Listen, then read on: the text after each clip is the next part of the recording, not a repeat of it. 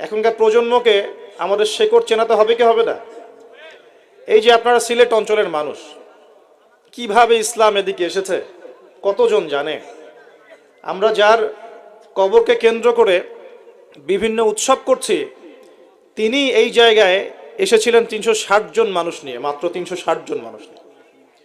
তৎকালীন সময় এখানে একজন জালেম শাসক ছিলেন, তার নাম হচ্ছে গৌর গোবিন্দ। নাম শুনেছেন? তার সময় মুসলিমদের উপর প্রচণ্ড নির্যাতন হতো। এক ব্যক্তির সন্তান জন্ম হওয়ার ঘটনায় সে গরু জবাই করে মানুষকে খাওয়াতে চেয়েছিল, এতে করে তার সন্তানকে তার চোখের সামনেই জবাই করে মেরে ফেলা হয়েছে। এগুলো ইতিহাসে লেখা আছে, আমরা পড়েছি, আল্লাহ ভালো জানেন, আমরা এগুলো হিস্ট্রির মধ্যে পড়েছি। তো তিনি সোনারগাঁ চলে যান, সোনারগাঁ গিয়ে তৎকালীন বাংলার শাসককে তিনি বিচার দেন। তিনি কিছু ফোর্স পাঠান, সাথে পাঠিয়ে দেন এই ইয়েমেন থেকে আগত এই যে শাহজালাল রাহিমাহুল্লাহ এবং তার 360 জন। প্রথমে ছিল 210 জন। রাস্তায় আস্তে আস্তে আস্তে আস্তে দাওয়াতি কাজ করতে করতে করতে করতে আরও বেশ কিছু অনুসারী তার হন, তার হাতে বায়াত গ্রহণ করেন এবং 360 জনের একটা বাহিনী তিনি গঠন করেন। শুধু আধ্যাত্মিকত্বেই তিনি আল্লাহর মারেফতওয়ালা মানুষ ছিলেন এমন নয়, বরং চলতি পথে মানুষকে দাওয়াতও দিয়েছেন। এক পর্যায়ে রাজা গৌর গোবিন্দের বিরুদ্ধে সশস্ত্র যুদ্ধও করেছেন। আপনারা কি মনে করেন এই অঞ্চলে ইসলাম কিভাবে এসেছে? খালি দাওয়াতের মাধ্যমে?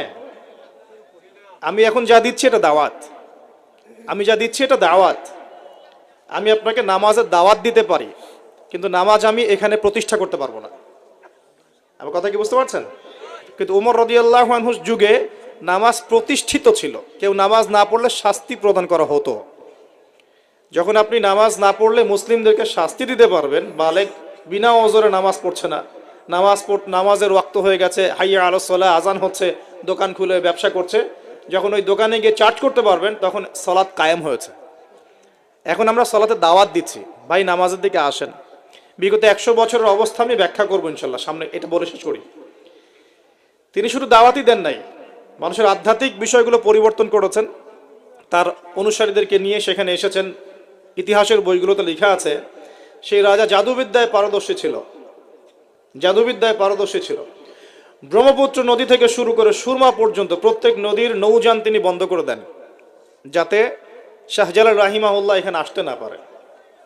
যখন ইমানের সৈনিকরা মাঠে নামে তখন কুফররা ভয় পায় না? পায় কি পায় না? তো তারাও ভীত ছিল তখন, কারণ যখন আপনি জুলুম করবেন কারো উপরে না, তখন অটোমেটিকলি আপনার মনের মধ্যে একটা ভয় কাজ করবে। যখন আপনি কারো প্রতি জুলুম করবেন অটোমেটিকলি মনের মধ্যে একটা ভয় কাজ করবে আপনার।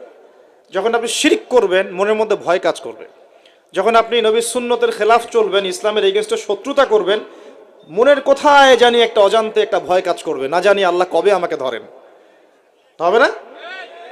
আর যখন আপনি ভিতর থেকে পবিত্র এবং ভিতর থেকে শক্ত, যে না আমি ইমানের উপর আছি, আল্লাহর হুকুম আহকাম পালন করছি, নবীর সুন্নত মেনে চলছি, ইসলামের দাওয়াত দিচ্ছি, আপনার ভিতরে কোথায় জানি একটা কনফিডেন্স থাকবে যে আল্লাহ আমার সাথে আছে।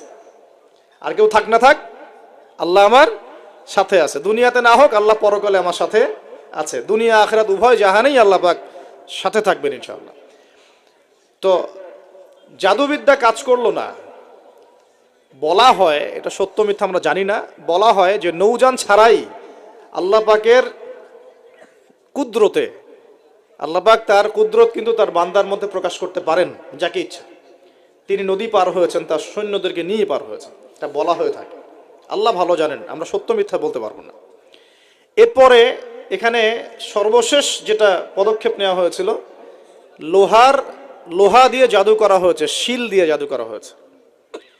এই শিলের জাদু কে ভাঙতে পারবে, এই কথা শাহজালাল রাহিমাহুল্লাহ তার অনুসারীদেরকে বলছিলেন যে তোমাদের মধ্যে যে ব্যক্তি ফজরের নামাজ কোনোদিন কাজা করো নাই, সে উঠে আজান দিলে ইনশাআল্লাহ আল্লাহ পাক এই জাদু ভ্রষ্ট করবেন।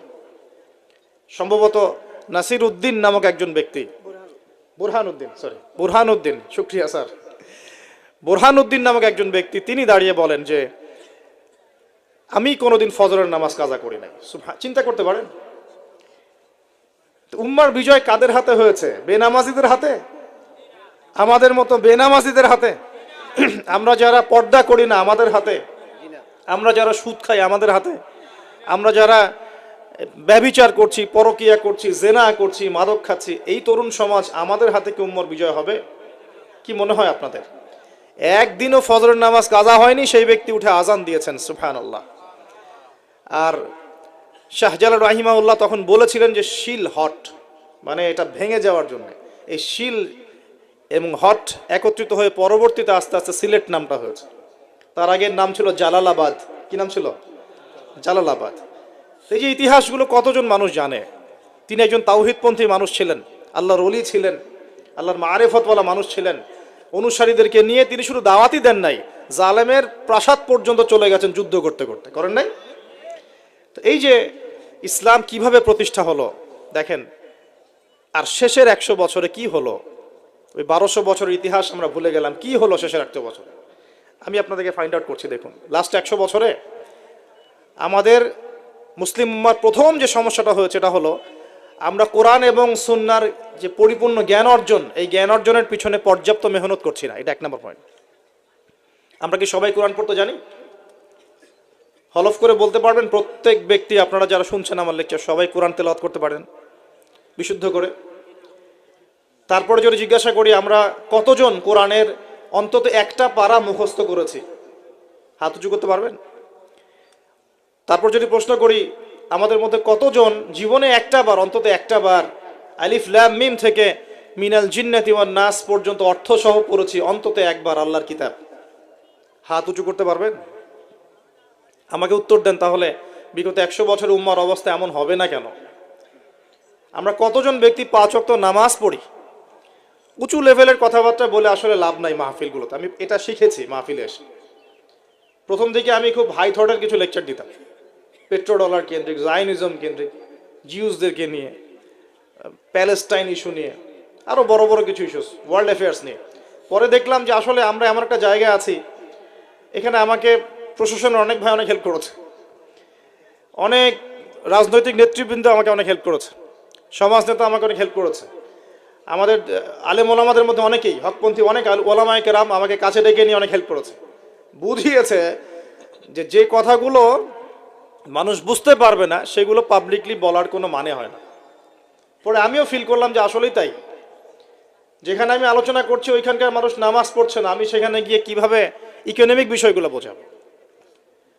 আমি এমন একটা জায়গায় লেকচার দিচ্ছি যেখানকার মানুষ কোরআন তেলাওয়াত করতে জানছে না, আমি কিভাবে কোরআনের হুকুম আহকামগুলোর প্রতিষ্ঠানের কথা বলবো? আমরা এমন একটা জায়গায় বসে আছি যে আমরা সবাই নবীর সুন্নত অনুযায়ী দাঁড়িয়েও রাখছি না। এটা তো একটা সুন্নত আমল, জীবনের প্রত্যেক ক্ষেত্রে সুন্নতের কথাই বলছি না, নিজের দেহের কথাই বলছি, সেখানেও আমরা পিছিয়ে পড়ছি। তাহলে আমি উঁচু লেভেলের কথাবার্তা কিভাবেই বলতে পারি?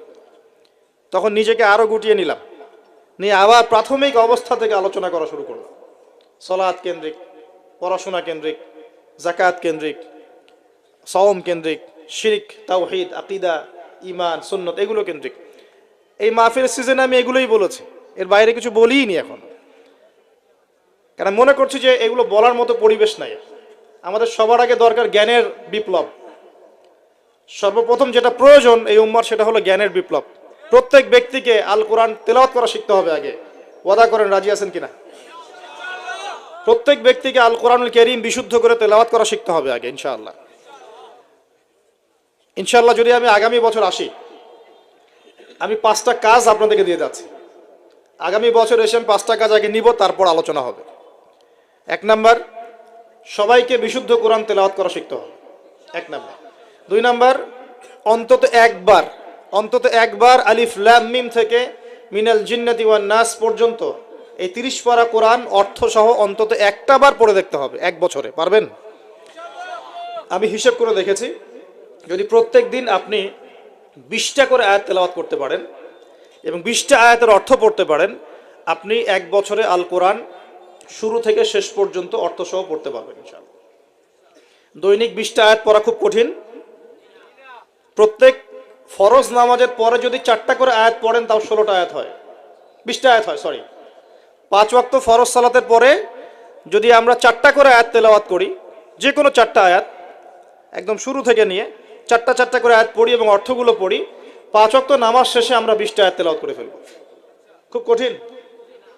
2 নাম্বার কাজ। 3 নাম্বার হচ্ছে আমাদের প্রিয় নবী মুহাম্মদুর রাসূলুল্লাহ সাল্লাল্লাহু আলাইহি ওয়াসাল্লামের জীবনী গ্রন্থ অন্তত একটা বার এক বছরে পড়ে দেখতে হবে। পারা যাবে ইনশাআল্লাহ?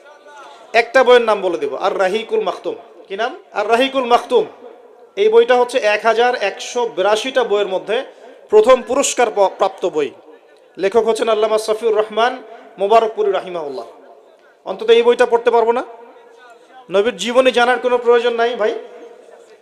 শোনেন, আমি যদি এখনই জিজ্ঞাসা করি আপনাদেরকে, বাংলাদেশ ন্যাশনাল ক্রিকেট টিমের টেস্ট অধিনায়কের নাম কি বলেন? মাশাআল্লাহ। বলেন টি-20 ক্যাপ্টেনের নাম কি? তাই টি-20 ক্যাপ্টেন কে?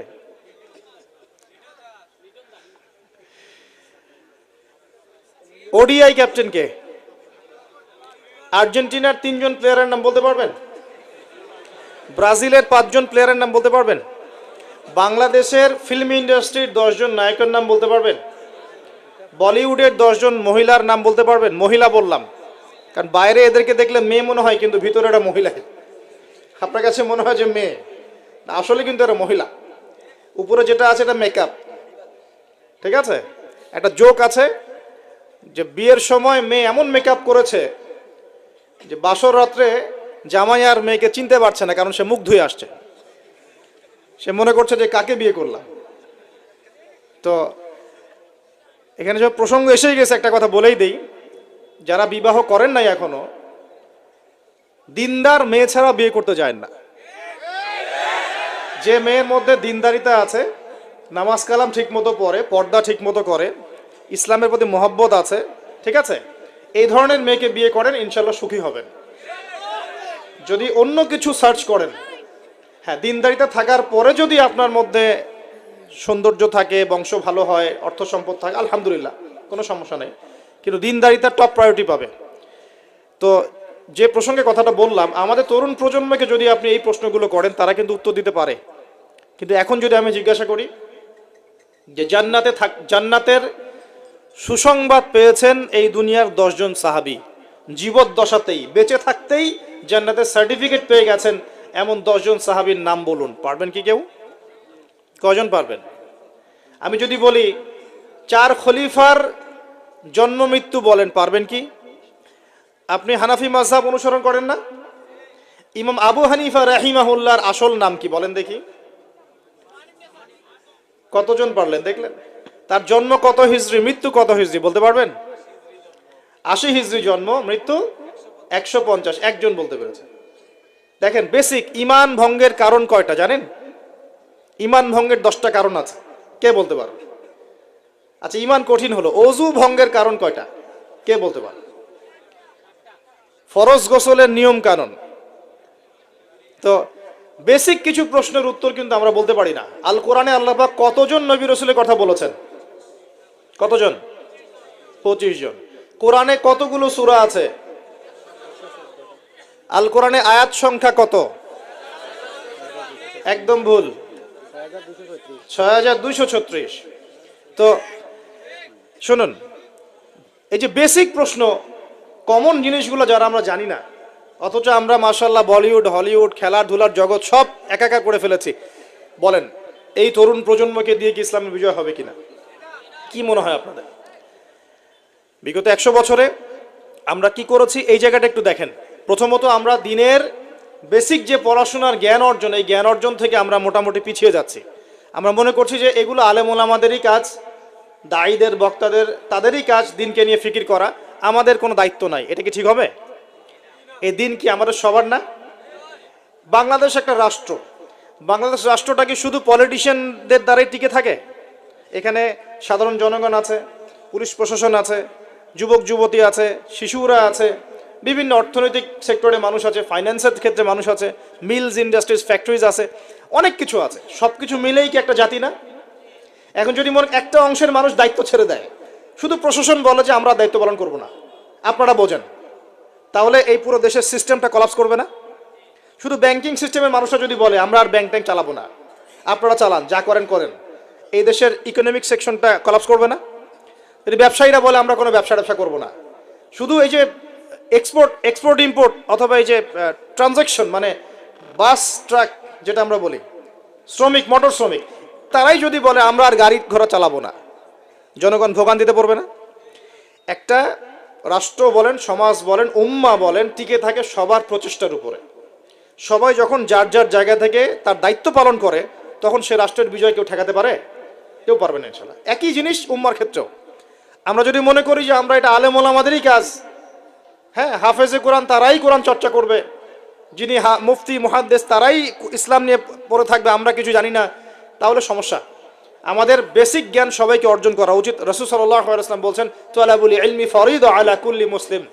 প্রত্যেক মুসলমানের উপরে দিনের জ্ঞান অর্জন করাটা ফরজ করা হয়েছে। আমরা কি পড়াশোনা করবো ইনশাল্লাহ? একটু বেসিক পড়াশোনা করবেন, কোরআন পড়াটা শিখুন। অন্তত পক্ষে নবী সাল্লাল্লাহু আলাইহি ওয়াসাল্লামের 40টা হাদিস মুখস্থ করেন। বেসিক কিতাবগুলো পড়েন, যেমন রিয়াদুস সালেহিন, বুলুগুল মারাম, মিশকাতুল মাসাবি, হাদিসে আরবাঈন, ফয়জুল কালাম, বেসিক বইগুলো একটু পড়ার চেষ্টা করেন। নবী সিরাতগুলো পড়েন, ইসলামের ইতিহাসগুলো পড়েন, আকীদার বইগুলো পড়েন। এরপরে আপনি কোনো মাসআলায় ঠেকে গেলে ইমাম সাহেব আছেন, আলেম আছেন, মুহাদ্দিস আছেন, মুফতিরা আছেন, তাদেরকে জিজ্ঞাসা করবেন এবং তাদের সাথে পরামর্শ না করে দিন পালন করবেন না, অবশ্যই পরামর্শ করবেন। আল্লাহ পাক তৌফিক এনায়েত করুন। কাজ দিয়ে যাচ্ছি, কোরআন তেলাওয়াত শিখতে হবে, নবীর জীবনী একবার পড়তে হবে, একবার টপ টু বটম কোরআনের অর্থ পড়বেন। আরেকটা কাজ দিব, সেটা হলো নবী সাল্লাল্লাহু আলাইহি ওয়াসাল্লামের 40 হাদিস কমপক্ষে মুখস্থ করতে হবে। পারা যাবে ইনশাল্লাহ? 1 বছর সময় থাকলো, পারবেন তো ইনশাল্লাহ? উম্মার পিছিয়ে পড়ার কারণ প্রথমত জ্ঞান থেকে পিছিয়ে পড়া। শুধু এই জ্ঞান নয়, আমরা কিন্তু অনেক ক্ষেত্রে বিশ্বে যে জ্ঞানগুলো মানে প্রয়োজন হচ্ছে, যেমন আইসিটি, আপনার medical science, engineering, philosophy, economics, geopolitics, যে বিশ্বকে ডিল করতে যে জ্ঞানগুলো দরকার, এই জ্ঞানগুলো অর্জনের ক্ষেত্রেও কিন্তু আমরা অনেকে পিছিয়ে পড়ছি না? পড়ছি কি না? একজন ইমাম সাহেব কেন জানবেন না যে ওয়ার্ল্ডে কি হচ্ছে? কেন জানবেন না? জানা উচিত কি না? একজন মুফতি সাহেব কেন বুঝবেন না যে বিশ্বের অর্থনীতি কিভাবে চলছে? কেন বুঝবেন না? বুঝতে হবে কি না? না হলে বিশ্বকে আমি ডিল করব কিভাবে? অতএব এই জেনারেল সেকশনের পড়াশোনা এটাও ফেলে দেওয়া যাবে না। আপনি কথা বুঝতে পারছেন? জেনারেল সেকশনের পড়াশোনাটাকেও ফেলে দেওয়া যাবে না, বরং এই পড়াশোনাটাকে ইসলামের সাথে কম্বাইন্ড করে আপনাকে আগামীতে চলতে হবে। পারা যাবে ইনশাল্লাহ? আল্লাহ পাক তৌফিক দিক। অনেকে ভাই দেখি নামাজ শুরু করেছেন, এখন মাদ্রাসায় ভর্তি হতে যাচ্ছেন, এদিকে আপনি অনার্স পড়া শুরু করেছেন, হ্যাঁ, মাস্টার্স দিচ্ছেন, বলছেন এখন আর অনার্স মাস্টার্স ভালো লাগে না, আমি সব বাদ দিয়ে মাদ্রাসায় ভর্তি হব। সবাই কি মাদ্রাসায় পড়তে পারবে? সম্ভব? আপনি যে সাবজেক্টে পড়ছেন ওই সাবজেক্টে পড়াটা শেষ করেন, শেষ করে ওই জ্ঞানটাকে আপনি ইসলামের কল্যাণে কাজে লাগানোর চেষ্টা করেন। ইনশাআল্লাহ চলে যাচ্ছে, ইনশাআল্লাহ দেখবেন আপনার ওই জ্ঞান আল্লাহ রাব্বুল আলামিন দিনের জন্য কবুল করবেন ইনশাআল্লাহ তাআলা। আমরা যদি চাই যে আমাদের দুনিয়ার সাফল্য আসুক, পরকালে মুক্তি পাই, তো যেখান থেকে পিছিয়ে পড়েছি ওই জায়গাগুলো পূরণ করতে হবে। 1 নাম্বার পিছিয়ে পড়েছি আমরা জ্ঞান অর্জনের চর্চা থেকে। আমি রিকোয়েস্ট করব প্রত্যেক মুসলমান ভাই যেন দিনের অন্তত বেসিক পড়াশোনাগুলো করেন, জ্ঞান অর্জন করেন। আল্লাহ পাক তৌফিক এনায়েত করুন, আমিন। সবচেয়ে বেশি প্রয়োজন আমাদের জ্ঞানের বিপ্লব, এবং এই জ্ঞান চর্চার মধ্য দিয়ে ইনশাআল্লাহ আমরা সমাজ পরিবর্তন করব ইনশাআল্লাহ তাআলা। দেখুন, আইয়ামে জাহিলিয়াতের সেই 23 বছর পরিবর্তন হয়েছে কোরআন এবং সুন্নাহর জ্ঞানের মাধ্যমে। কিন্তু নবী সাল্লাল্লাহু আলাইহি ওয়াসাল্লাম এই কোরআন সুন্নাহর জ্ঞানকে সাহাবীদের মধ্যে ছড়িয়ে দিয়েছেন এবং তারা সেই জ্ঞানের আলোকে তাদের ব্যক্তিজীবন পরিবর্তন করেছেন, তাদের পরিবার পরিবর্তন করেছেন, তাদের আকীদা বিশ্বাস পরিবর্তন করেছেন। দুনিয়ার যে বস্তুবাদিতা, এখান থেকে পরকালের চেতনা জাগ্রত হয়েছে।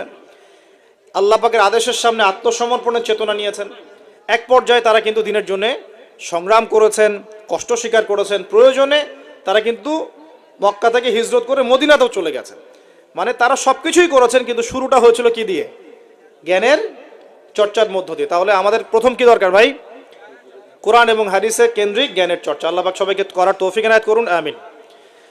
আর এই জ্ঞান চর্চাটার কথা বলি, একা একা হবে না, ওস্তাদ লাগবে কি না?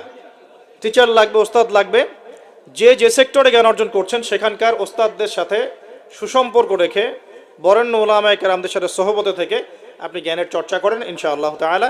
আল্লাহ পাক আপনার জ্ঞানে বরকত দান করুন, আমি দোয়া করি। দ্বিতীয় যে বিষয়টা আমরা পিছিয়ে পড়েছি বিগত 100 বছরে, সেটা হলো আমরা জানি অনেক কিছুই, জানা অনুযায়ী আমল সবাই করি না, এটা হচ্ছে দ্বিতীয় রিজন। আমরা অনেক সময় অনেক বড় বড় কথা বলি, কিন্তু কথা অনুযায়ী কাজ নাই। অনেক কিছু জানি ঠিকই, কিন্তু আমল করতে পারি না। আমরা একটা সূত্র ফলো করলেই জানা অনুযায়ী আমল করতে পারবো ইনশাআল্লাহ। আমি কি সূত্রটা বলে দিব?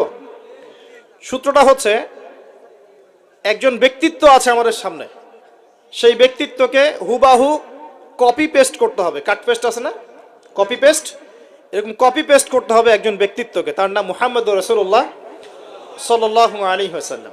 আজকে রাত্রে লেকচার শুনলেন, বাসায় গিয়ে ঘুমাবেন, এমনি এমনি ঘুমাবেন না। ঘুমানোর আগে বিসমিল্লাহ বলে লাইটটা অফ করবেন, বিছানাটা বিসমিল্লাহ বলে ঝাড়বেন, ঠিক আছে? ওয়াশরুম থেকে পারলে অজু করে আসবেন। মশারি দিচ্ছেন, লাইটস অফ করছেন, পাত্র যেগুলো আছে সেগুলো একটু ঢেকে রাখবেন বিসমিল্লাহ বলে, দরজা লাগাবেন বিসমিল্লাহ বলে। এরপর 3 বার পড়বেন সূরা ইখলাস একবার, সূরা ফালাক একবার, সূরা নাস একবার, পরে হাত একত্রিত করে ফু দিয়ে গা মাসাহ করবেন। এই কাজটা 3 বার করবেন। একবার আয়াতুল কুরসি পড়বেন, সূরা বাকারার 255 নম্বর আয়াত, আল্লাহু লা ইলাহা ইল্লা হুয়াল হাইয়ুল কাইয়ুম, এটা শেষ পর্যন্ত।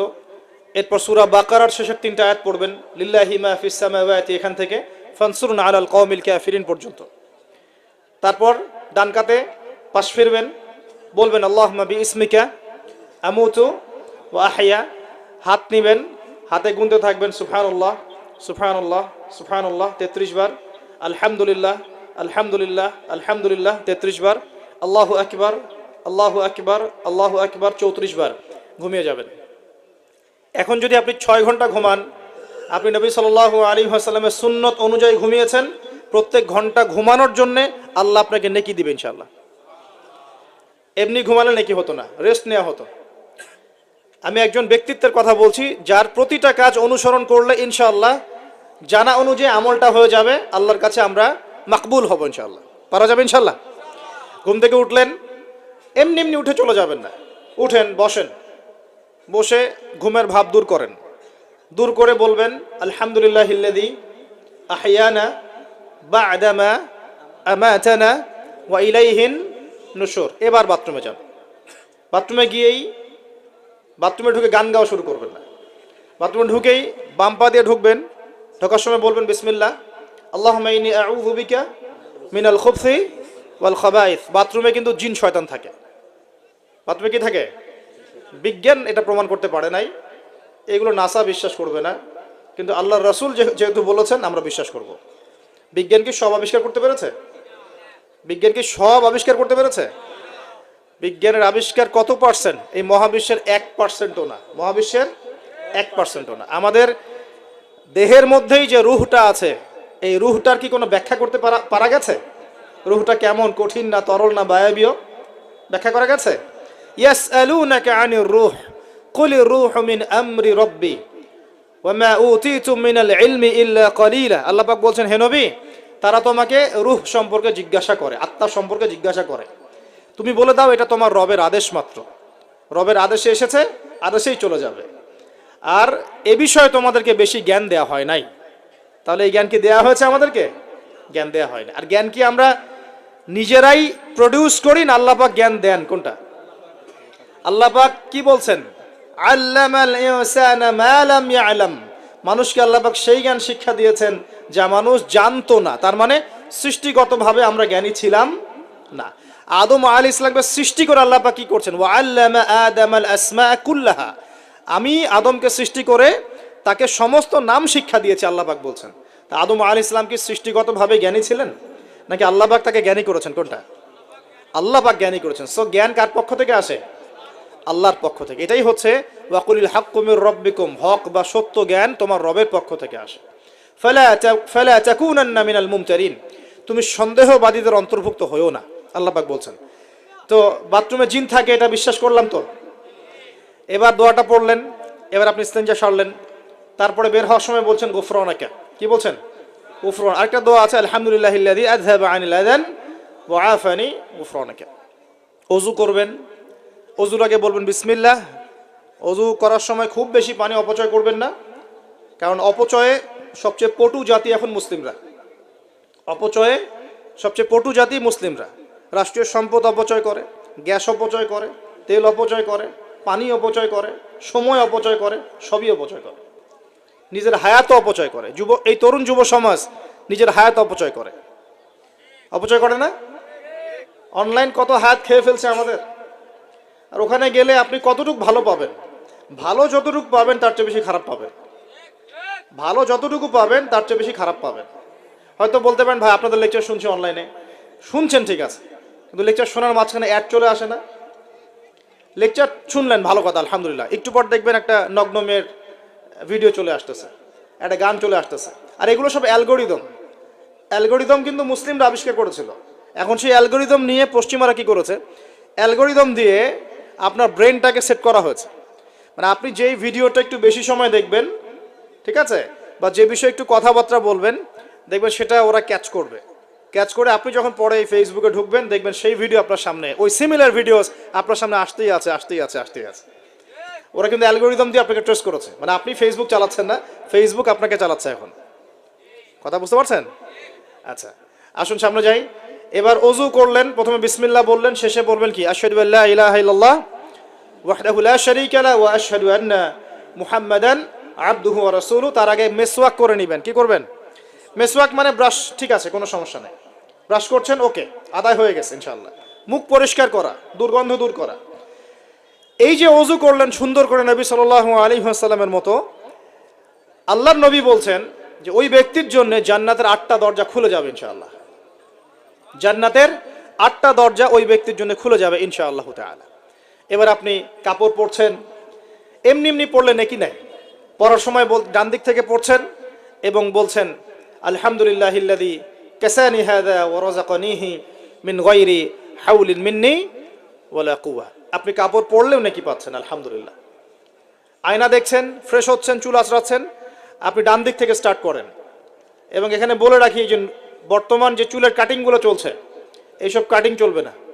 এই ডানে বামে কোনো চুল নাই, আর মাঝখানে চুল দিয়ে কি বলবো এটা, হ্যাঁ, কুজা বলে আরবি দিয়ে মনে হয় সম্ভবত। এইসব কাট চলবে না। যদি একদম ছোট করতে চান তাহলে সামন পিছন সমান হবে, আর্মি ছাট, একদম একদম সামন পিছন সমান। আর না হলে বাবরি, কাঁধ, কান, কানের লতি এই পর্যন্ত আপনি রাখতে পারেন। যার নাই তার তো প্রশ্নই নাই, যার নাই তার তো আর বলে লাভ নাই। যার আছে, নবীজি বলেছেন সাল্লাল্লাহু আলাইহি ওয়াসাল্লাম, যার চুল আছে সে যেন চুলের যত্ন নেয়। কে বলেছেন?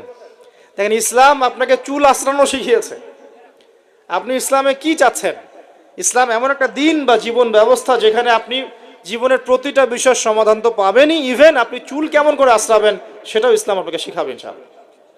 হায়েজ হয়েছে, নেফাস হয়েছে, হ্যাঁ, অজু ইস্তেঞ্জা করেছেন, টয়লেট করেছেন, কিভাবে পবিত্রতা অর্জন করবেন, গোসল ফরজ হয়ে গেছে, কিভাবে গোসল করবেন, কিভাবে নামাজ পড়বেন, কিভাবে পরিবার চালাবেন, কেমন করে ব্যবসা করবেন, কেমন করে সমাজ চালাবেন, কোন বিষয়টা বলা বাকি আছে কোরআন এবং হাদিসে বলেন তো? একটা বিষয় দেখাতে পারবেন যেটা কোরআন এবং সুন্নায় নাই? এটাই তো প্রমাণ করে যে ইসলাম আল্লাহ রাব্বুল আলামিনের পক্ষ থেকে নাজিলকৃত সর্বশ্রেষ্ঠ এবং আসমানি গ্রন্থ, আসমানি দিন, যেটা আল্লাহ পাক জমিনবাসীর জন্য নাজিল করেছেন। কিভাবে আপনি কম্পেয়ার করবেন কোনটা সত্য কোনটা মিথ্যা? আপনি সবগুলো ধর্মগ্রন্থ নিয়ে বসে দেখেন যে প্রত্যেকটা ধর্মগ্রন্থের মধ্যে কি জীবনের প্রতিটা বিষয়ের সমাধান আছে কি নাই, ঘেটে দেখেন। যদি দেখেন যে না, সবগুলো ধর্মগ্রন্থ ঘেটেছি, শুধু কোরআন এবং হাদিসে পেয়েছি যেখানে প্রতিটা বিষয়ের সমাধান আছে, তাহলে নিঃসন্দেহে এটা আল্লাহ পাকের পক্ষ থেকে এসেছে। সহজ। আর যখন জেনে যাবেন এটা আল্লাহর পক্ষ থেকে এসেছে, তখন আমাদের কর্তব্য তার সামনে আত্মসমর্পণ করা। আল্লাহ পাক আমাদের সবাইকে পরিপূর্ণ মুসলমান হওয়ার তৌফিক দান করুন। ওযু শেষ, এবার যাবেন নামাজে। নামাজে যাওয়ার সময় বাসা থেকে বের হচ্ছেন, আল্লাহর রাসূল শিখিয়েছেন আপনাকে বলতে হবে বিসমিল্লাহ, বিসমিল্লাহি তাওয়াক্কালতু আলাল্লাহ ওয়ালা হাওলা ওয়ালা কুওয়াতা ইল্লা বিল্লাহ। বের হলেন, আপনার সাথে একজন ফেরেশতা থাকবেন ইনশাআল্লাহ, শয়তান দূরে চলে যাবে ইনশাআল্লাহ। মসজিদে যাচ্ছেন, যাওয়ার সময় চুপচাপ থাকবেন না, দোয়া পড়বেন, জিকির করবেন। একটা দোয়া আছে, এটাও পড়তে পারেন, আল্লাহ নবী পড়তেন। তিনি বলতেন আল্লাহুম্মা ইজআল ফি কলবি নূরা, হে আল্লাহ আমার কলবে নূর দাও, ওয়া ফি লিসানি নূরা, আমার লিসান বা জিহবায় জবানে তুমি নূর দাও, ওয়া ফি সামঈ নূরা, আমার শ্রবণ ইন্দ্রিয়তে নূর দাও, আলো দাও। ঠিক আছে? ফাফি বাসরি নূর, আমার দৃষ্টি শক্তির মধ্যে নূর বা আলো দাও। ওয়ান ইয়ামিনি নূরন, আমার ডান দিকে আলো দাও। ওয়ান শিমালি নূরন, আমার বাম দিকে আলো দাও। হ্যাঁ, ওয়ামিন খালফি নূরন ওয়ামিন তাহতি নূরা, আমার উপরে নিচে তুমি নূর দাও। আল্লাহুম্মা ইজআল ফি নাফসি নূরা, আল্লাহ আমার নফসের মধ্যেই তুমি নূর বা আলো দাও। এরকম দোয়া আছে, আরো অনেক শব্দে আসছে। এটা ছোটটা বললাম, এটা বড় ভার্সনও আছে। এই দোয়াটা অনেক বড়, তো এই দোয়াটাও পড়তে পারেন। নূর বা আলো কার পক্ষ থেকে আসে? দুনিয়াতে যদি আমরা এই জাহেলি পরিবেশে, অন্ধকারাচ্ছন্ন সমাজে আমরা যদি আলো চাই, আল্লাহর নূর ছাড়া কোনো গতি নাই। আল্লাহ পাক নূর দিলে আপনি আলো পাবেন। আল্লাহ পাক খিদর আলাইহিস সালামকে নূর দিয়েছিলেন না? নৌকা কেন ফুটা করছেন মানুষ বুঝতে পারছে না, খিদর আলাইহিস সালাম বুঝতে পারছেন ফুটা না করলে সমস্যা আছে, জলদস্যু নিয়ে যাবে। মনে আছে গল্পটা? কোন সূরায়? কোন সূরা? সূরা কাহফ। বাচ্চাকে কেন হত্যা করলেন মানুষ বুঝতে পারছে না, মুসা আলাইহিস সালামও বুঝতে পারছেন না। খিদর আলাইহিস সালাম বলছেন এই বাচ্চাকে হত্যা না করলে বড় হয়ে বড় কাফের হতো, আর পুরো মানে বাবা মাকেও পর্যন্ত কাফের বানাতো। দেয়ালটা কেন নির্মাণ করলেন মুসা আলাইহিস সালাম বুঝতে পারছেন না। খিদর আলাইহিস সালাম বলছেন এই দেয়াল নির্মাণ না করলে এর নিচে এতিম দুই বাচ্চা রেখে যাওয়া বাবা মার সম্পত্তি ছিল, মানুষরা নিয়ে চলে যেত, এই কারণে করেছে। তো যা সবাই বুঝবে না, যা সবাই দেখবে না, যা সবাই উপলব্ধি করতে পারবে না, আপনি যদি সেটা দেখতে চান, শুনতে চান, উপলব্ধি করতে চান, তাহলে আল্লাহর নূর লাগবে। কি লাগবে? আর আল্লাহ পাকের নূর এমনি এমনি আসবে না। আগে ফরজিয়াতের উপর আমল করতে হবে, নফল আমল বাড়াতে হবে, সুন্নতের উপর পাবন থাকতে হবে, মনের মধ্যে রোগ দূর করতে হবে। মনে অহংকার রাখলে নূর আসবে না, মনে হিংসা বিদ্বেষ রাখলে নূর আসবে না, সারাদিন গীবত তহমত সমালোচনা গালিগালাজ করে নূর আসবে না, হারাম খেলে নূর আসবে না। এক কথায় তাসকিয়া বা আত্মশুদ্ধি অর্জন না করতে পারলে নূর আসবে না। আর আল্লাহর নূরওয়ালা মানুষদের কাছে গেলে ইনশাআল্লাহ নূর আসবে। এরকম মানুষ তো খুঁজে পাওয়া এখন মুশকিল, মুশকিল না? আমরা মোটামুটি সবাই দিন দিন কেমন জানি বস্তুবাদী হয়ে যাচ্ছে। বস্তুবাদী মানে দুনিয়ার ফিকিরটা বেশি, দুনিয়া ঠিক রেখে তারপর পরকাল করতে চাই, তাই না ভাই? আল্লাহ পাক আমাদেরকে বোঝার তৌফিক দেখ যে এই দুনিয়ার জীবনটা সংক্ষিপ্ত এবং চিরস্থায়ী নয়। আমাদের প্রতিটা কাজ পরকালীন স্বার্থে করা উচিত। আল্লাহ পাক বোঝার তৌফিক দান করুন। নামাজ পড়তে যাবেন, এবার নামাজের মধ্যে চেষ্টা করবেন আজান এবং একামত এর মাঝখানে বেশি বেশি দোয়া করার জন্য। নবীজি বলেছেন আজান একামতের মাঝখানে দোয়াগুলো আল্লাহ পাক ফেরত দেন না। আজান একামতের মাঝখানে যে কোনো দোয়া করবেন ইনশাআল্লাহ আল্লাহ পাক কবুল করবেন, যদি আপনার রিজিকটা হালাল হয়। আল্লাহ পাক তৌফিক দান করুন, আমিন। তারপরে নামাজে দাঁড়ালেন, একামত হয়ে গেছে। এখন কি নামাজ কি আমরা 4 মিনিটে 4 রাকাত নামাজ শেষ করে দিব? আমরা কি 3G 4G 5G নামাজ পড়বো, নাকি নবী সাল্লাল্লাহু আলাইহি ওয়াসাল্লামের মতো ধীর স্থিরভাবে নামাজ পড়বো? কোনটা? আর নামাজের যে কিছু মাসআলা আছে, এই মাসআলা ইখতিলাফি মাসআলাগুলো কি নিয়েই কি আমরা পড়ে থাকবো, নাকি নামাজের ভিতরে যে প্রাণ, আধ্যাত্মিকত্ব, ইহসান, মারিফত এগুলোর ফিকির করবো? কোনটা বলেন? হাত কোথায় বাঁধবো, পায়ে পা লাগাবো কি লাগাবো না, আমিন জোরে বলবো না আস্তে বলবো, আর কি রফুল ইয়াদান করবো কিনা, ব্যাস এই তো আমাদের মাসআলা নাকি? এইগুলো নিয়েই তো আমরা মোটামুটি মসজিদ তো ভাগ করেছি মাশাআল্লাহ অনেক, নাকি? এবং সেগুলোকে আমরা মনে করি যে আমরা জিহাদ করেছি সমাজের মধ্যে। হ্যাঁ, উম্মার ঐক্য নষ্ট হয়ে গেছে। উম্মার ঐক্য কি হয়েছে? নষ্ট হয়ে গেছে। এভাবে আস্তে আস্তে উম্মার ঐক্য নষ্ট করা হয়েছে। আর উম্মার ঐক্য যে নষ্ট হোক এটা কারা চাইবে? ইসলামের বন্ধুরা না শত্রুরা? আমরা সবাই মিলে যদি এই পুরো বাঙালি জাতি এবং আমরা উম্মা যারা আছি মুসলিম, আমরা সবাই ঐক্যবদ্ধ থাকি, আমাদেরকে কি হারানো খুব সহজ, নাকি বিভক্ত হয়ে গেলে সহজ? তো বিভক্ত হয়ে যায় এটা কারা চাইবে? নিঃসন্দেহে ইসলামের দুশ্মনরাই চাইবে। তো আমরা বিভক্ত হয়ে যাচ্ছি কারণে অকারণে। তো দেখুন নামাজের মূল জিনিসটা কি? আল্লাহকে পাওয়া। নামাজে দাঁড়িয়েছি, নামাজে কতটুকু মনোযোগ থাকে, কি পড়ি বুঝি কিনা, সূরা ফাতিহার অর্থ বুঝি কিনা, সেজদায় আল্লাহকে পাই কিনা, আমি দোয়া করলে আমার চোখ দিয়ে পানি ঝরে কিনা, তেলাওয়াত বুঝি কিনা, রুকু ধীরস্থিরভাবে করি কিনা, সেজদা ধীরস্থিরভাবে করি কিনা, নামাজে কি আমি চুরি করি, এগুলো খেয়াল রাখতে হবে। স্থিরতা থাকবে। অনেকে দেখি নামাজে রুকু করেন, রুকু থেকে মাথা না তুলেই তাবাস করে সেজদায় চলে যান, করেন কি না? এটা নামাজ চুরি করা। এই নামাজ আল্লাহর কাছে কবুল হয় না। একটা হাদিসে আসছে বহু নামাজি আছে বহু নামাজি আছে যাদের নামাজ শেষ হওয়ার পরে নামাজটাকে নিয়ে তাদের মুখের উপর নিক্ষেপ করে দেওয়া হয়। বলেন নাউজুবিল্লাহ। আমরা কি এমন নামাজি হতে চাই? নবী সাল্লাল্লাহু আলাইহি ওয়াসাল্লাম নামাজে দাঁড়াতেন, দুনিয়া ভুলে যেতেন, দুনিয়ার ফিকির থাকতো না, কোনো পা ফুলে যেত, তিনি টেরই পাচ্ছেন না। একটা হাদিসে আসছে নবী সাল্লাল্লাহু আলাইহি ওয়াসাল্লাম এক রাকাতের মধ্যে প্রায় 4.5 পারা কোরআন তেলাওয়াত করেছেন। আমরা তো এতটুকু পারবো না, আমরা জানি, কিন্তু অন্তত পক্ষে 10টা আয়াত যদি পড়ি, একটা সূরাও যদি পড়ি, এটাকে ধীর স্থিরভাবে পড়া যাবে কিনা? যাবে না? একটু অর্থটা বুঝে পড়া যায় না? আমরা যখন সূরা ফাতিহা পড়ি, আল্লাহ পাকের সাথে আমরা কিন্তু কথোপকথন করি। আপনি কি জানেন? এই হাদিসে শোনেন, যখন আল্লাহু আকবার বলে দাঁড়াই এবং সূরা ফাতিহা সানার পরে সূরা ফাতিহা স্টার্ট করে আমরা বলি আলহামদুলিল্লাহি রাব্বিল আলামিন, আল্লাহ পাক উত্তর প্রদান করেন, বলেন হামিদানি আব্দি। আমরা বলি আর রহমানির রহিম, আল্লাহ পাক বলেন ইসনা আলাইয়া আব্দি। আমরা বলি মালিকি ইয়াউমিদ্দিন, আমরা বলি যখন, আল্লাহ পাক তার উত্তর দেন, বলেন মাজ্জাদানি আব্দি। আমরা বলি ইয়াকা না'বুদু ওয়া ইয়াকা নাস্তাঈন, আল্লাহ পাক বলেন হাযা বাইনি ওয়া বাইনা আব্দি। আমরা দোয়া করি, বলি ইহদিনাস সিরাতাল মুস্তাকিম সিরাতাল্লাযীনা আন'আমতা আলাইহিম গায়রিল মাগদুবি আলাইহিম ওয়ালাদ-দাল্লিন। এরপর আল্লাহ পাক বলেন ওয়ালি আব্দি মা সাআলা, আমার বান্দা যে পথ চেয়েছে আমি তাকে তা দিলাম, আলহামদুলিল্লাহ। এই যে নামাজে আল্লাহর সাথে আমরা মোনাজাত করি, মোনাজাত মানে আল্লাহর সাথে চুপে চুপে কথা বলা। মোনাজাত মানে কি? শুধু এটাকেই মোনাজাত বলে না, মোনাজাত মানে আল্লাহর সাথে চুপে চুপে কথা বলা। আমরা আল্লাহর সাথে ফিস ফিস করে এভাবে নামাজে কথা বলি, কতজন ফিল করি? প্রিয় ভাইরা, নামাজ পড়বো ধীর স্থির ভাবে। ওয়ামা খালাকতুল জিন্না ওয়াল ইনসা ইল্লা লিয়াবুদুন, আল্লাহ পাক বলছেন আমি মানুষ আর জিন জাতিকে শুধুমাত্র আমার ইবাদত করার জন্যই সৃষ্টি করেছি। সো এত তাড়াহুড়ার কিছু নাই, নামাজ পড়তেই দুনিয়া আসছি, আল্লাহর হুকুম আহকাম পালন করতেই দুনিয়া আসছি।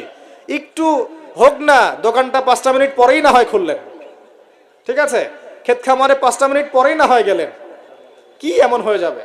ফরজ নামাজটা অন্তত পক্ষে ধীর স্থির ভাবে পড়েন, বাসায় গিয়ে আপনি সুন্নত পড়তে পারেন, কোনো সমস্যা নেই। নফল নামাজ আপনি ইচ্ছা মতো পড়েন, আল্লাহ পাক তৌফিক দান করুন। নামাজ শেষ হয়ে আমরা কি উঠে চলে আসব, নাকি একটু সুন্নত আছে? নামাজ শেষ করার পর আরো সুন্নত আছে। নামাজ শেষ করার পরে একবার বলতে হয় আল্লাহু আকবার, তারপর 3 বার বলতে হয় আস্তাগফিরুল্লাহ আস্তাগফিরুল্লাহ আস্তাগফিরুল্লাহ। একবার বলতে হয় আল্লাহুম্মা আনতাস সালাম ওয়া মিনকাস সালাম তাবারাকতা ইয়া যাল জালালি ওয়াল ইকরাম। আরো বলতে হয় আল্লাহুম্মা আইন্নি আলা যিকরিকা ওয়া শুকরিকা ওয়া হুসনি ইবাদাতিকা। এগুলো পড়তে হবে না? গুরুত্বপূর্ণ সুন্নত। যখন সুন্নতের উপর আমল না করব, তখন তো সারা জীবনে সুন্নত প্রতিষ্ঠা হবে না। তারপরে একবার আয়াতুল কুরসি পড়তে হয়। নবীজি বলেছেন সাল্লাল্লাহু আলাইহি ওয়াসাল্লাম, যে ব্যক্তি প্রত্যেক ফরজ নামাজের পর আয়াতুল কুরসি তেলাওয়াত করে, মৃত্যু ছাড়া জান্নাতে যাওয়ার জন্য কোনো বাধা নাই তার, আলহামদুলিল্লাহ। মরে গেলে জান্নাতে চলে যাবে ইনশাআল্লাহ। এরপরে আরো আছে আল্লাহুম্মা লা মানি লিমা আ'তাইত ওয়া লা মু'তি লিমা মানা'ত ওয়া লা ইয়ানফা'ু যাল জাদ্দি মিনকাল জাদ। আরো অনেক দোয়া কালাম আছে। 33 বার সুবহানাল্লাহ, 33 বার আলহামদুলিল্লাহ, 33 বার আল্লাহু আকবার, তারপর কালিমা শাহাদা। তারপরে একবার সূরা ফালাক, একবার সূরা নাস, একবার সূরা ইখলাস। এগুলো পড়ে উঠে আসবেন। আমরা কিন্তু এই সুন্নগুলোর চাইতে এখন ওই মোনাজাতকে বেশি গুরুত্ব দিই, তাই না? মোনাজাত করলেন, উঠে চলে গেলেন, তার সুন্নতগুলো আমল করবে কে? মোনাজাত তো অপেক্ষায় বসে আছেন, সালাম ফিরানো হয়ে গেছে, ব্যাস মোনাজাত 1 মিনিট শেষ, আলহামদুলিল্লাহ শেষ করলেন, কিন্তু সুন্নতগুলো আমল করবে কে? সুন্নতটা কি সরে গেল না? আমি তর্ক করতে আসিনি এই বিষয় নিয়ে। করেন বুঝলাম, আপনি করেন, ঠিক আছে করেন, কিন্তু সুন্নত আমলটা করবে কে? এই জিকির আজগার তাসবিহ তাহলিলগুলো কে পড়বে? তাহলে ওগুলো তো পড়তে হবে নাকি? ওগুলো তো পড়তে হবে। তাসবিহ তাহলিল জিকির আজগার শেষ করেন, আল্লাহ পাক তৌফিক এনায়েত করুন, আমিন। এরপরে আসেন, এবার যে নামাজ থেকে বের হয়ে গেলাম, এখন কেউ যাবে চাকরি ক্ষেত্রে, কেউ ব্যবসায়, কেউ পড়াশোনায়, হ্যাঁ, কেউ সমাজে, বিভিন্ন জন বিভিন্ন জায়গায় চলে যাব না নামাজ শেষে? আচ্ছা, এখন ঘুমালাম নবীর মতো, উঠলাম নবীর মতো, দাঁত ব্রাশ করলাম, মাশাআল্লাহ, মেসওয়াক করলাম, ওযু করলাম, ইস্তিনজা করলাম, নামাজে গেলাম, নামাজও পড়লাম, সব কিছু নবীর মতোই করলাম সাল্লাল্লাহু আলাইহি ওয়াসাল্লাম। এখন কি ব্যবসায় গিয়ে মাপে কম দিতে পারবো? বলেন, কথা বলেন, এখন আসল জায়গায় আসেন। নামাজ তো আলহামদুলিল্লাহ পড়লাম, জিকির আজগার করলাম, তাসবিহ তাহলিল করলাম, কোরআনও তেলাওয়াত করলাম, মাশাআল্লাহ। আল্লাহ পাককে বলে আসলাম, আল্লাহ তোমারই ইবাদত করি, তোমার কাছেই সাহায্য চাই, আর কারো কাছে চাই না। এখন কি বের হয়ে আমি যখন চাকরিতে যাব বা ব্যবসায় যাব বা অন্য অন্য সেকশনে যাব, এখন কি আমি ব্যবসায় গিয়ে মাপে কম দিতে পারবো কিনা? এখন কি আমি পণ্যে ভেজাল দিতে পারবো কিনা? এখন কি আমি মিথ্যা কসম করে পণ্য বিক্রি করতে পারবো কিনা? এখন চাকরি ক্ষেত্রে গেলে আমি কি ঘুষ নিতে পারবো কিনা? আমি কি সুদ খাইতে পারবো কিনা? আমি কি বাজারে কৃত্রিম সিন্ডিকেট তৈরি করতে পারবো কিনা? বাজারে একটা রেট চলছে, আমরা পলিসি করে দামটাকে মজুত করে বাড়াই দিলাম, মানুষকে একটা ভোগান্তিতে ফেললাম, পারবো কিনা? এখানে গিয়ে আমানতের খেয়ানত করতে পারবো কিনা? দায়িত্ব অবহেলা করতে পারবো কিনা? এখানে গিয়ে আমি দুনিয়ার সামান্য স্বার্থে পরকাল বিসর্জন দিতে পারবো কিনা? পারবো? যদি পারি, তাহলে আমরা শুধু নামাজে মুসলিম হয়েছি, জীবনের সব ক্ষেত্রে এখনো মুসলিম হতে পারি নাই। আর যদি আমরা জীবনের সব ক্ষেত্রে মুসলমান হতে পারি, তাহলে ইসলামের বিজয় আসবে ইনশাআল্লাহ। আমার কথা কি বোঝা যাচ্ছে না কঠিন হচ্ছে? এখন পরিবারে আসলাম, তো পরিবারটা ইসলামী আদর্শে করবো না? আমার বাচ্চা কাচ্চা ইসলাম শিখবে না? আমাদের বাসার মেয়েরা মায়েরা পর্দা করবে না? আমার বাসায় তালিম থাকবে না? নাকি অপসংস্কৃতি থাকবে? নামাজ পড়ে এসেই রিমোটটা নিয়ে বসে যাব এই বেহায়া সিরিয়াল দেখার জন্যে? নাকি মোবাইল ফোনে ঢুকে যাব পর্নোগ্রাফি দেখার জন্যে? নামাজ পড়ে বের হয়ে কি সিগারেট ধরাবো? বন্ধুদের পাল্লায় বসে মাদকের আসরে বসবো? নাকি মেয়ের পিছনে ঘুরবো? নামাজ তো পড়লাম, এখন কি হবে? প্রিয় ভাইয়েরা, যদি আমরা প্রকৃত অর্থেই মন থেকে নামাজ আদায় করতে পারি, নামাজ যদি কবুল হয়, আল্লাহ রসুল বলছেন নামাজ মানুষকে পাপাচার থেকে দূরে রাখে। আল্লাহ পাকও বলছেন ইন্না সালাত তানহা আনিল ফাহশাই ওয়াল মুনকার, নিশ্চয়ই নামাজ মানুষকে সমস্ত পাপাচার থেকে দূরে রাখবে ইনশাআল্লাহ। তার মানে যদি বিশুদ্ধ করে নামাজ পড়তে পারি, আমার পক্ষে সহজ হবে পরিবারটা ইসলামিকভাবে গড়া, আমার পক্ষে সহজ হবে ব্যবসা বাণিজ্য ইসলাম মেনে চলা, চাকরিতে ইসলাম মেনে চলা। সমাজের দায়িত্ব যদি পাই, এখানে কি আমি ন্যায় বিচার করব না অন্যায় করব? জুলুম করব না ইনসাফ প্রতিষ্ঠা করব? খেয়ানত করব না আমানতদারিতা বজায় রাখবো? আল্লাহ পাক তৌফিক এনায়েত করুন যেন জীবনের প্রতিটা ক্ষেত্রে আমরা ইসলাম ফলো করতে পারি। আমরা পিছিয়ে পড়েছি সুন্নতের অবহেলার কারণে, জ্ঞানের চর্চা ছেড়ে দেওয়ার কারণে, জানা অনুযায়ী আমল না করার কারণে, এবং ইসলাম জীবনের সমস্ত ক্ষেত্রে বাস্তবায়ন না করার কারণে। আমি কি বোঝাতে পারছি ভাই? আরও পিছিয়ে পড়েছি হারাম রিজিক খাওয়ার পিছনে। হারাম রিজিক খেয়েছি, দোয়া কবুল হচ্ছে না, পিছিয়ে পড়ছি আমরা। আমরা পিছিয়ে পড়েছি আমাদের মা বোনদের পর্দার গাফেলতির কারণে। আপনি যদি কোনো সমাজকে ধ্বংস করতে চান, তাহলে ওই সমাজের মধ্যে বেহায়া মেয়েদেরকে, নগ্ন মেয়েদেরকে ছড়িয়ে দেন। যদি আপনি কোনো সমাজকে ধ্বংস করতে চান, যুব সমাজের মধ্যে মাদক ছড়িয়ে দেন। আপনি যদি কোনো সমাজকে ধ্বংস করতে চান, তাহলে সমাজের নেতৃত্ব প্রদানকারী মানুষদেরকে করাপ্টেড বানিয়ে দেন, সমাজ ধ্বংস হয়ে যাবে। আমরা কিন্তু দিন দিন এই কাজগুলো করেছি। আমাদের যুব সমাজের মধ্যে মাদক ছড়িয়ে গেছে না? মেয়েদের মধ্যে বেপরদামি ছড়িয়ে গেছে না? এই তো কয়দিন আগে দেখলেন না ফ্রি মিক্সিং নিয়ে যে এতদিন ধরে কথা বলে আসছি, দেখলেন না টিচার কি করলো মেয়েদের সাথে? আপনি মেয়েকে পড়াচ্ছেন একজন পুরুষ টিচারকে দিয়ে। 10টা মেয়ে পড়ছে একটা ব্যাচে প্রাইভেট করে, একটা পুরুষ টিচার পড়াচ্ছে। 2 দিন পর ঘটনা ঘটে যাচ্ছে, হচ্ছে না? আমরা এই ফ্রি মিক্সিং মানে নারী পুরুষের অবাধ মেলামেশার ফলে সমাজটা ধ্বংস করে ফেলছি। মেয়েদের একটা ফাংশন আছে, মেয়েদের ফাংশন মেয়েদের ক্ষেত্রে, ছেলেদের ফাংশন ছেলেদের ক্ষেত্রে। একে যখন আপনি মিশ্রিত করে দিবেন, এরকম দুর্ঘটনা ঘটবে, প্রতিনিয়তই ঘটবে, কেউ ঠেকাতে পারবে না। নসিহত করে কি হবে? কারণ নসিহত করে তো সব হচ্ছে না। যাদের হাতে এই ক্ষমতাগুলো আছে, তারা যদি সমাজের মধ্যে ফ্রি মিক্সিংটাকে রোধ করতে পারেন, সমাজের মধ্যে ইনশাল্লাহ দেখবেন একটা সাম্য আসবে, ব্যালেন্স আসবে, এবং ছেলে মেয়েদের মধ্যে এই অবাধ মেলামেশা কমে যাবে ইনশাআল্লাহ। অবাধ মেলামেশার ফলে জেনা বেড়েছে, ধর্ষণ বেড়েছে, পরকীয়া বেড়েছে, আর অনেক কিছু হয়েছে। একটা বাচ্চা মেয়ে পর্যন্ত এখন সেফ হচ্ছে না, বাচ্চা মেয়েকে পর্যন্ত মানুষ ধর্ষণ করে দিচ্ছে না? আমরা আমাদের ছেলে মেয়েদের জন্য কোন পরিবেশ সমাজ রেখে যাচ্ছি ভাবতে হবে তো। আল্লাহ পাক আমাদেরকে বোঝার তৌফিক দান করুন। আমাদের মা বোনদেরকে পর্দায় রাখতে হবে। প্রিয় ভাইয়েরা, এটার থেকে গাফেলতির কারণে আমরা পিছিয়ে পড়েছি।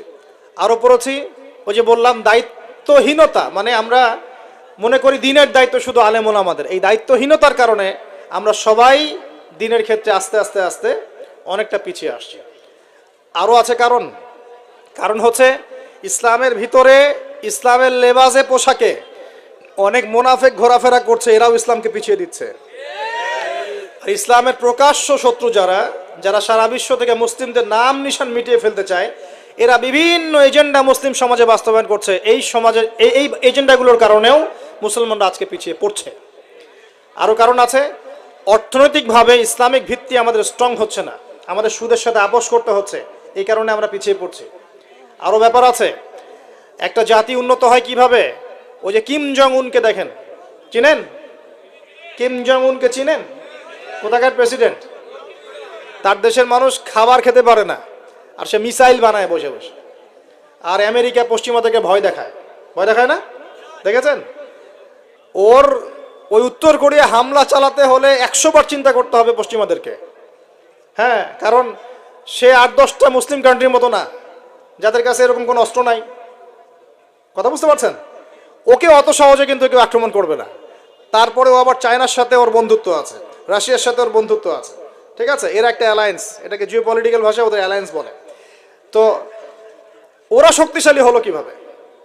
শুধুমাত্র ফাইন্যান্স দিয়ে না, এখানে পলিটিক্যাল ভিত্তি শক্ত, অস্ত্র শস্ত্র তাদের আছে।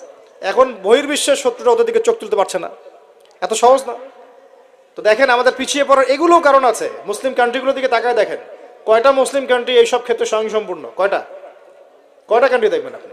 হ্যাঁ, বিশ্বকাপ আয়োজন করে বেড়াচ্ছে, বিশ্বকাপ ফুটবল আয়োজন করে বেড়াচ্ছে, পাশে ইয়েমেন সিরিয়ার মানুষ খেয়ে না খেয়ে মরে যায়, দেখার সুযোগ নাই। কি করছে? ওইখানে বেস ক্যাম্প দিয়ে রেখেছে পশ্চিমাদের জন্য, ওখানে বেস ক্যাম্প ঘাঁটি দিয়ে রেখেছে পশ্চিমাদের জন্য। এবং বহু মুসলিম কান্ট্রি যারা মানে আমাদের কাছে এখন আইডল হয়ে বসে আছে, ভিতরে ভিতরে ইহুদি খ্রিস্টানদের সাথে বন্ধুত্ব করে বসে আছে।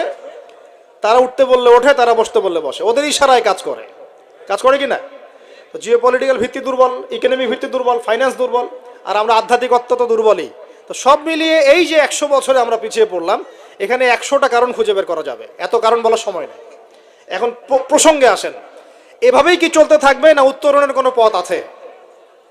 আমরা কি চাই যে আমরা সে আবার ওই ইসলামের সোনালী যুগে ফিরতে পারি? না, গলায় তো সাউন্ড নাই। আমরা তো মনে হয় চাই না যে আবার ইসলাম ফিরে আসুক পরিপূর্ণরূপে। আমরা চাই বা না চাই, আল্লাহ রাব্বুল আলামিন তার নবীর মাধ্যমে জানিয়ে দিয়েছেন সভ্যতা শেষ হবে একজন নবীর হাতে, তার নাম নবী ঈসা ইবনে মারিয়াম। তিনি 40 বছর এই বিশ্ব শাসন করবেন, তার আগে কিয়ামত হবে না।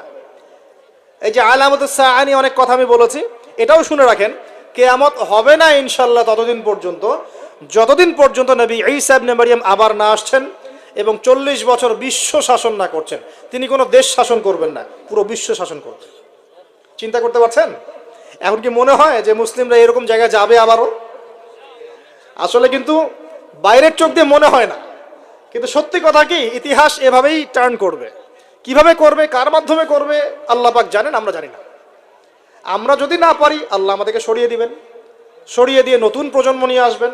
ওরা যদি না পারে, আল্লাহ ওদেরকেও সরিয়ে দিবেন, নতুন জেনারেশন নিয়ে আসবেন। তারাও যদি না পারে, আল্লাহ পাক কি বলছেন শোনেন। আল্লাহ পাক বলছেন সূরা মুহাম্মাদের মধ্যে, ওয়া ইন তাতাওয়াল্লাউ ইয়াস্তাবদিল কওমান গায়রাকুম সুম্মা লা ইয়াকুনু আমসালাকুম। তোমরা মুসলমানরা যদি না পারো, আমি ইহুদি, খ্রিস্টান, হিন্দু, বৌদ্ধ তাদেরকে, কুফফারদেরকে হেদায়েত দিয়ে ইসলামে নিয়ে আসবো, তারা আমার হয়ে লড়বে ইনশাআল্লাহ।